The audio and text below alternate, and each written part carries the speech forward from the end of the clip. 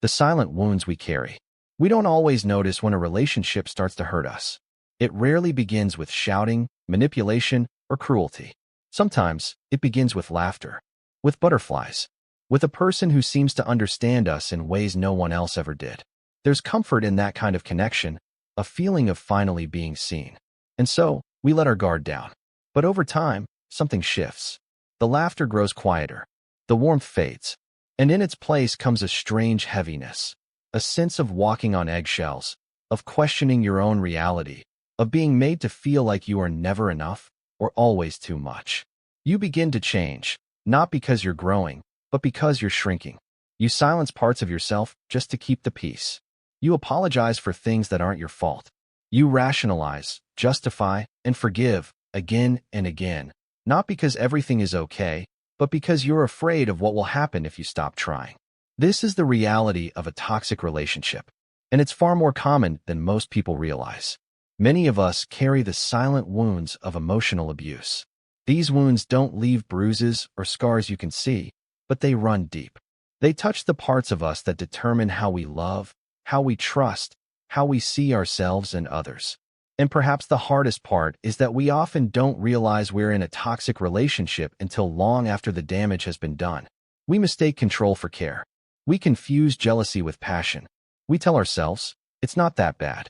I've seen worse. And so, we stay longer than we should. We endure more than we need to. And we forget how it feels to simply be at peace. This is not a message of blame. It is a message of awakening. Because the path to healing doesn't begin with walking away from someone else. It begins with walking back to yourself. It starts with awareness, with truth, with the brave decision to say, something isn't right, and I deserve better. In the following parts of this journey, we'll talk about what it means to recognize toxicity, how to break free from it, and how to begin the long but beautiful process of healing. But before any of that, we must first acknowledge something simple yet profound. You are not weak for loving. You are not foolish for hoping. And you are not broken beyond repair. There is life beyond pain. There is peace beyond chaos. There is love that doesn't hurt. Healing from a toxic relationship is not easy. It takes time. It takes courage. But most of all, it takes the willingness to come home to yourself, to rediscover the person you were before you were made to feel small. Recognizing the toxicity. Before we can heal from a toxic relationship, we must first acknowledge that we are, or were, in one. This may sound simple, but the truth is, many of us live for years, even decades, entangled in relationships that drain us, diminish us, and damage our sense of self, without ever truly recognizing the full extent of the harm. Why? Because toxic relationships often don't start that way. They evolve quietly, subtly, and dangerously. Toxicity can wear many masks. Sometimes, it comes disguised as intense passion, jealousy framed as love, control mistaken for protection. Other times, it looks like silence, neglect, emotional unavailability, or manipulation that leaves you questioning your own thoughts.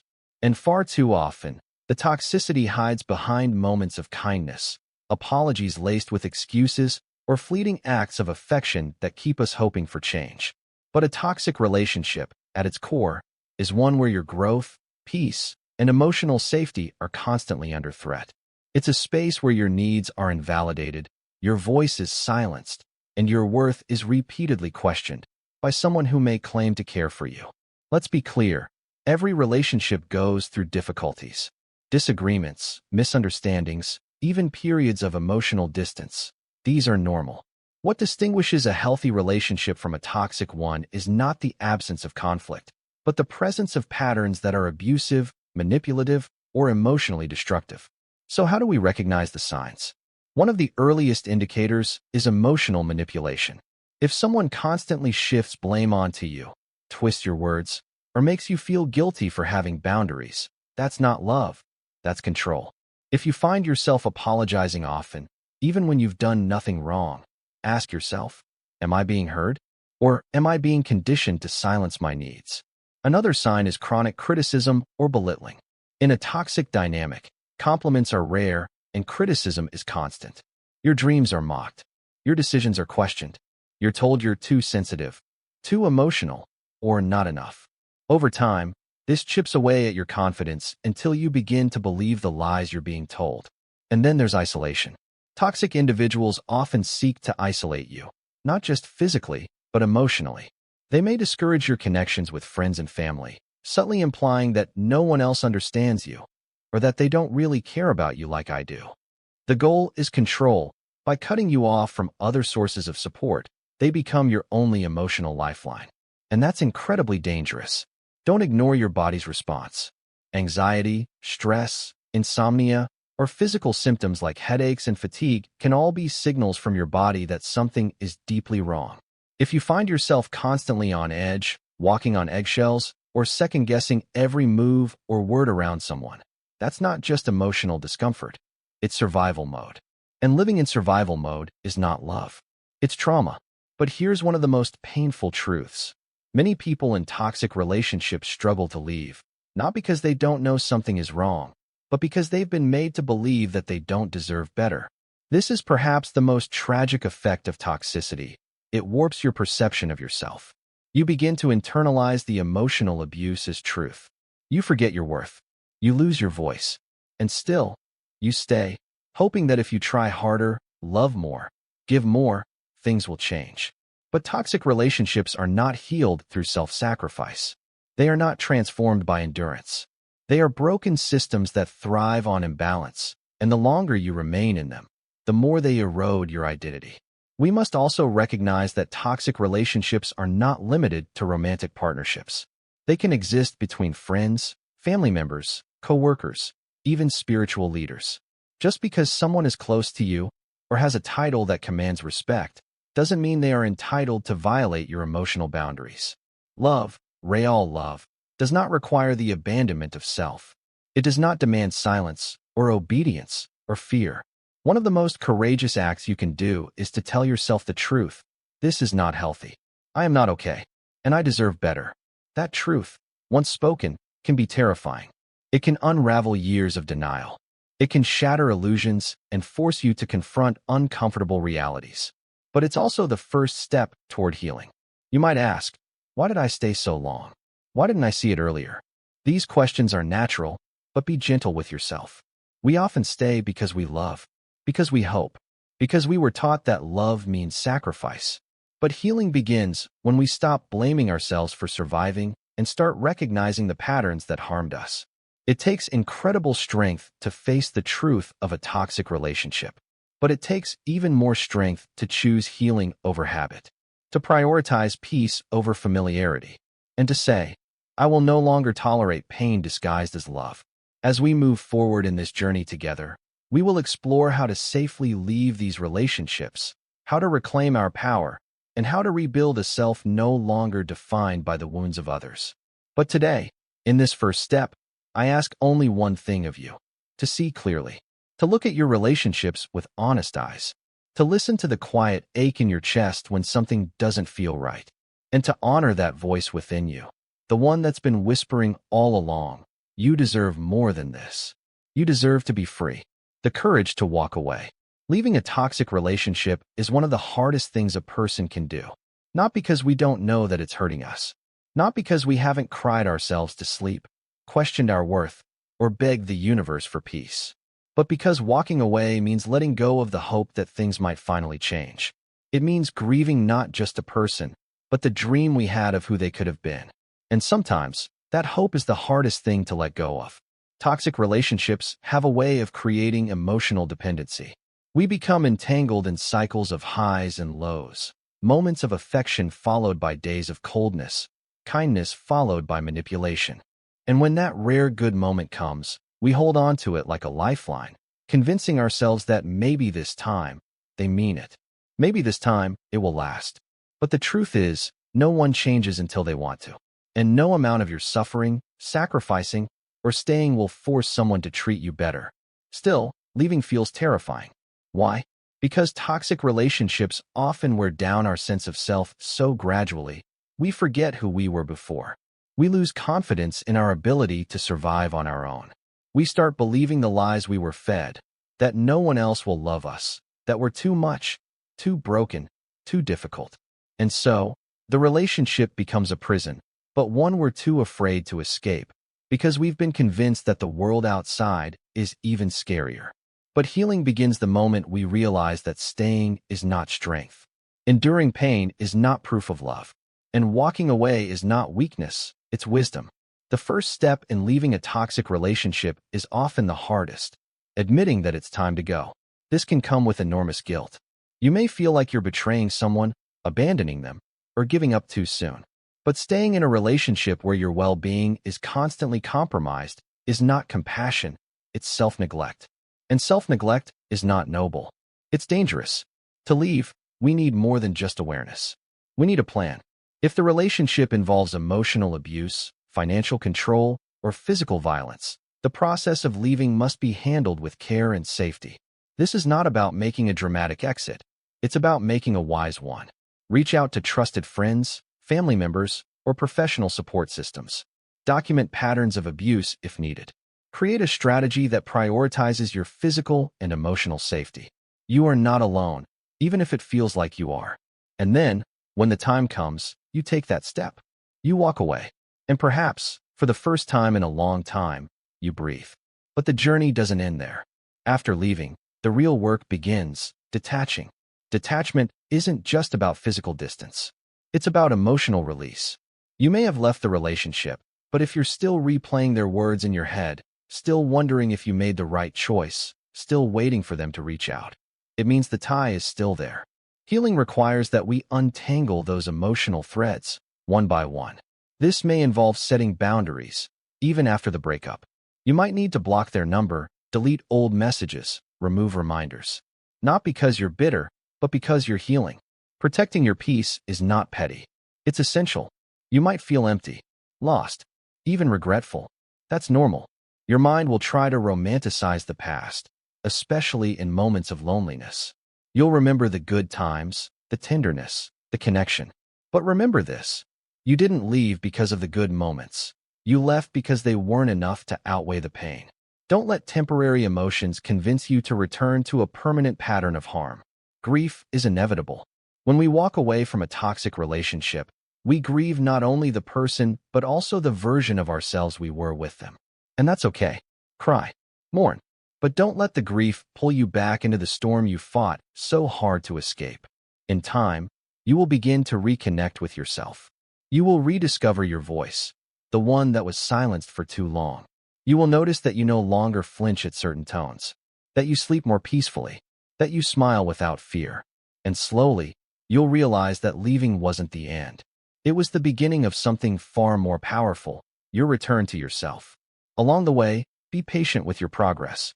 Some days, you'll feel strong. Other days, you'll feel like calling them again, like maybe you were overreacting. On those days, remind yourself why you left. Write it down if you must. Keep a letter to your future self, a reminder of the tears, the silence, the fear, the emptiness. Let it be a lighthouse when the storm of doubt rolls in. And above all, extend compassion to yourself. You did what many people never find the strength to do. You chose yourself. You broke a cycle. You reclaimed your voice. You are not selfish for walking away from pain. You are not cold-hearted for choosing peace. You are not weak for feeling afraid. You are healing. And healing is never linear. But with every step forward, you're moving closer to a life defined not by trauma, but by truth. So walk away. Not in anger, not in revenge, but in freedom. Walk away knowing that love should not leave you broken.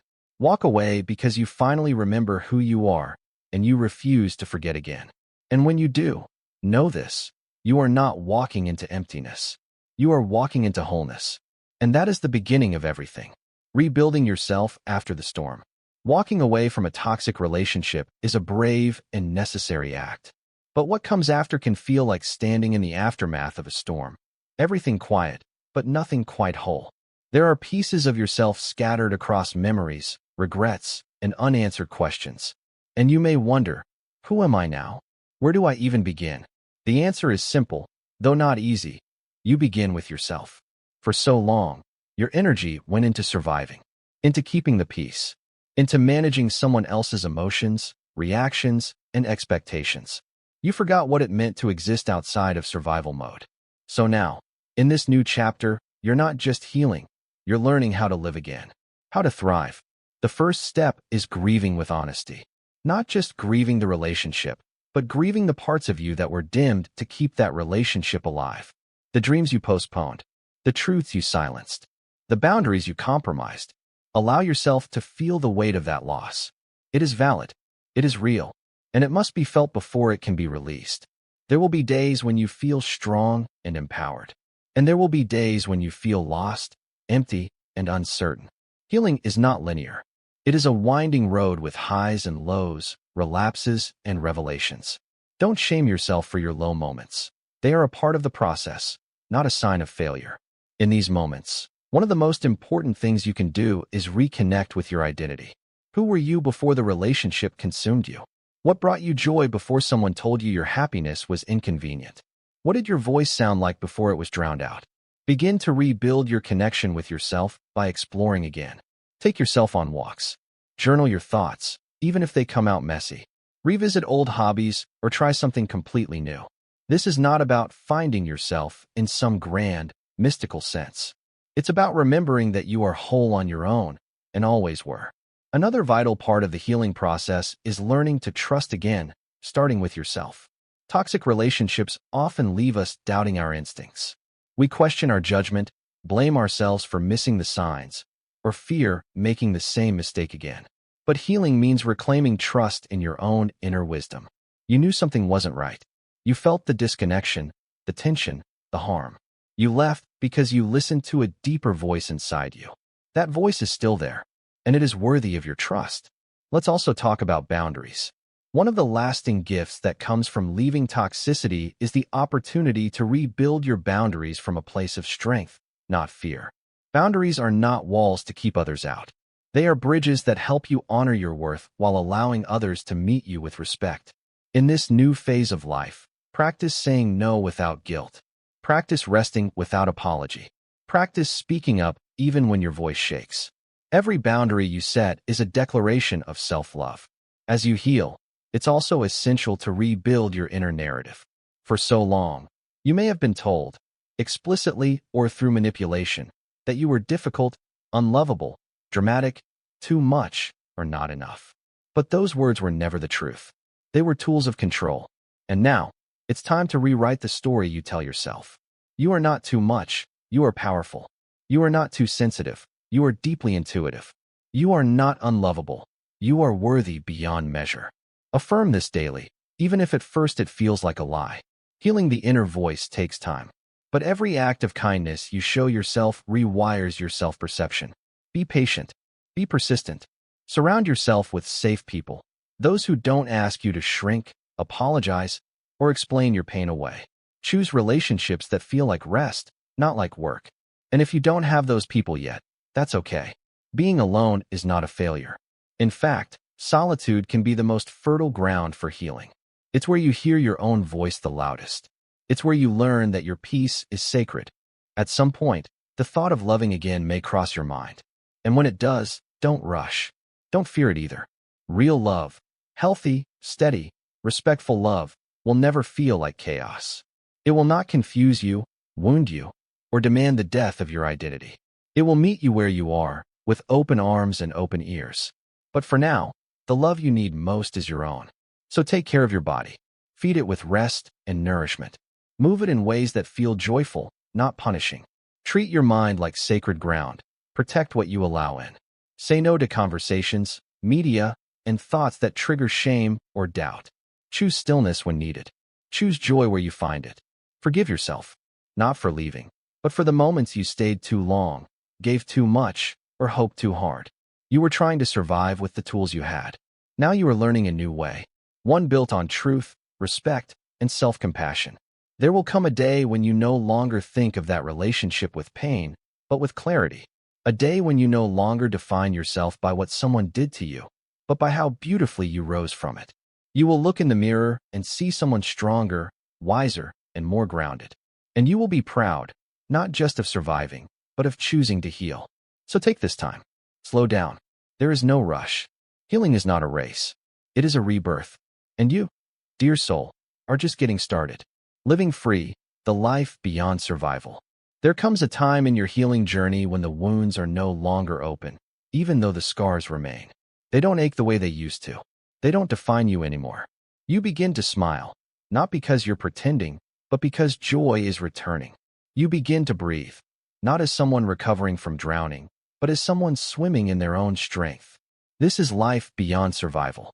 After enduring a toxic relationship and going through the painful process of healing, you now stand at a powerful threshold, the beginning of your new life. And this life is not built on fear. It is not shaped by what you lost, but by everything you've found within yourself. It starts with ownership. You are no longer the victim of someone else's actions. You are the author of your next chapter. You get to choose what kind of love enters your life, what kind of energy surrounds you, what kind of future you step into. And most importantly, you get to define who you are. Too often, toxic relationships steal our sense of identity. They cloud our values. They make us forget what we believe in. So now, ask yourself, what matters most to me? What kind of person do I want to be in this world? What do I no longer tolerate? And what do I now protect fiercely? From these answers, you begin to rebuild your inner compass. You make decisions not from fear, not from people-pleasing, not from pain, but from clarity, from integrity, from peace. You will notice how your standards evolve, not just in romantic relationships, but in friendships, in family, in work. You no longer tolerate emotional manipulation, guilt-tripping, or toxic loyalty. You don't chase people who can't meet you in respect. You don't shrink yourself to fit into spaces where you don't belong. Instead, you hold your space with grace. You protect your boundaries with love. And you walk away from anything that threatens your well-being, not with drama, but with dignity. And with this new life comes something profound, self-love, not as an idea, but as a lived reality. You begin to love the parts of you that were once criticized or ignored. You find beauty in your sensitivity. You see strength in your compassion. You fall in love with your own mind, your own presence, your own company. You no longer search for someone to complete you, because you've realized you are already whole. You also start to experience relationships differently. You don't look for intensity. You look for consistency. You don't get swept away by charm. You look for character. You are no longer seduced by someone's potential. You're grounded in reality. And you give love not from desperation, but from overflow, because your own cup is full. This doesn't mean you'll never feel fear again. You will. Vulnerability always carries risk. But now you know the difference between fear that warns and fear that limits. You know how to listen to your intuition. And you know how to walk away, even when it hurts, if it means protecting your peace. And when you love again, and you will do it differently. Not with your eyes closed, but wide open. Not from a place of scarcity, but from abundance. You will love with standards, with boundaries, and with your whole heart, but never at the expense of yourself again. Living free also means letting go of bitterness. This doesn't mean forgetting the pain or excusing the behavior that hurt you.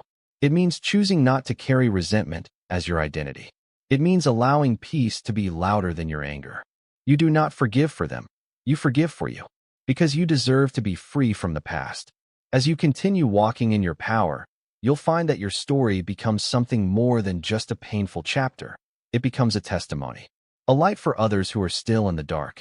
You'll become the person you once needed, the friend, the voice, the truth. And that, in itself, is healing.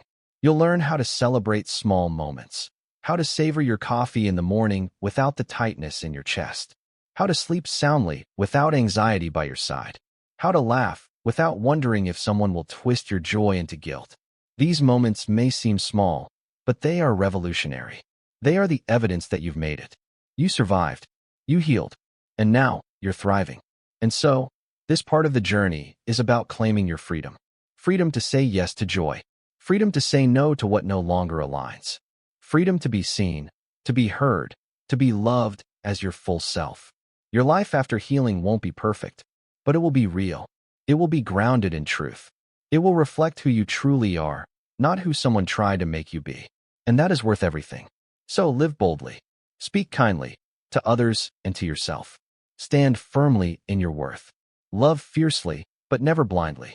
And walk forward, not as someone who was broken, but as someone who was reborn. You are no longer just surviving. You are living, fully, freely, and fearlessly. Loving again without losing yourself.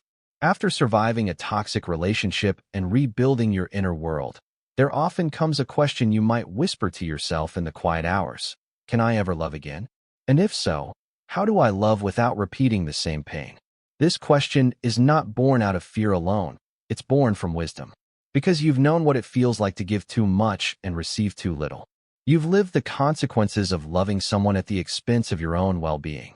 And now, you want love, but on new terms. Let's begin with this truth. You are not broken. You are not too damaged, too difficult, or too cautious to love again. What you are now is aware. You have earned this awareness through pain. And awareness is not a wall. It is a compass. It helps you choose more consciously, love more intentionally, and most of all, stay rooted in yourself even when you open your heart. The first step toward loving again is not seeking someone else. It is deepening your love for yourself. Not in the cliché sense of bubble baths and self-care routines, although those help, but in the real, grounded sense of honoring your truth. Loving yourself means listening to your gut. It means walking away from red flags, even when you're tempted to justify them. It means showing up for yourself consistently, whether someone else does or not. When love shows up again, and eventually, it will, it may not come in the thunderstorm you're used to. Toxic relationships often condition us to confuse chaos with passion. We equate unpredictability with intensity. But real love? It is steady. It is clear.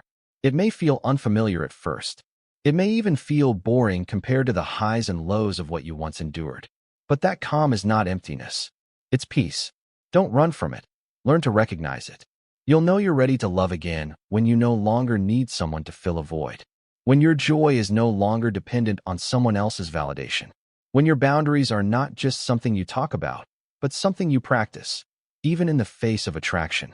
Loving again, when you are truly ready, won't feel like abandoning yourself to be with someone. It will feel like bringing yourself with you. Here's what changes when you love after healing. You ask better questions, not do they like me, but do I feel safe with them? Do they respect my voice? You stop chasing potential. Instead, you observe patterns. You're less impressed by charm and more drawn to emotional maturity. You recognize that love is not proven through suffering. You don't need to bleed to prove you care. You know that chemistry is not enough, and you no longer compromise your values just to avoid being alone. And perhaps the most important change, you love without losing yourself. In a toxic relationship, you may have morphed into whatever the other person needed you to be, quiet, agreeable, self-sacrificing. But now, you remain you. You speak your truth, even if your voice shakes. You express your needs without apology. You take up space in the relationship, not out of ego, but out of self-respect. This kind of love doesn't suffocate, it expands. It doesn't control, it encourages. It doesn't demand perfection, it embraces growth. If a relationship begins to dim your light, you don't shrink to keep it alive. You walk away to protect your soul. Still, loving again can bring up fear. Fear of betrayal, of abandonment, of repeating the cycle. These fears are not irrational. They are survival responses. Acknowledge them, but don't let them drive your decisions. Healing doesn't mean never feeling afraid. It means not letting fear choose your path. When someone comes along who feels safe, who respects your journey, who doesn't try to fix you, but instead honors how far you've come, that's when you'll know love can be different. Love can be healing. Love can be kind. But here's the key. Even the healthiest relationship will not complete you. That is not its purpose. A good relationship complements your life, not defines it. You are the foundation. Your dreams, your peace, your growth. These remain yours, whether you are partnered or not. And if, after all this, you choose not to pursue romantic love for a while, or ever, that is also a valid and beautiful choice. Love takes many forms. Friendship, creativity, purpose, connection with nature, spiritual depth. Your life is not on hold while you're single. It's not a waiting room for something better. This is your life. And it can be full, rich, and meaningful, with or without a romantic partner. So as you stand here, further along in your journey, ask yourself not, will someone love me? But how will I love, now that I know who I am? The answer to that question will shape everything. You are no longer the person who stayed quiet to avoid conflict. You are no longer the one who confused being needed with being loved. You are no longer seeking love as escape, You are creating it from within. So love again, if and when you're ready. But love with your eyes open. Love with boundaries. Love with discernment. And above all, love in a way that honors the healed version of you. Because you've come too far, cried too many tears, fought too many internal battles to ever give yourself away so cheaply again. You are not just a survivor. You are a whole, radiant, powerful being. And from here on out, you don't lose yourself for love. You bring yourself to love. And that makes all the difference.